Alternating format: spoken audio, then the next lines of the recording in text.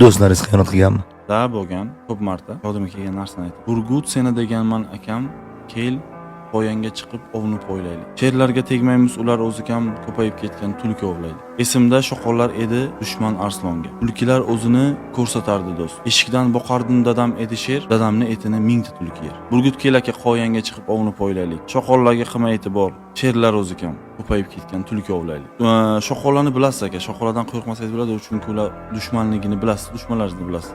Lekin tulkilarni bilmaysiz qayerdaligini. Ular balkim yoningizda bo'lishi mumkin, balkim biqiningizda turib biqiningiz ochilishini kutar. Ularni ko'p bo'lganini bilish qiyin emas. Hozir ular bir-birovni yeyishni boshlagan. Bir dasturxonda o'tirib, akamsan, jigarsan deb, ertasi kuni bittasi xato qilsa, ikkinchisi hujumga shaydi.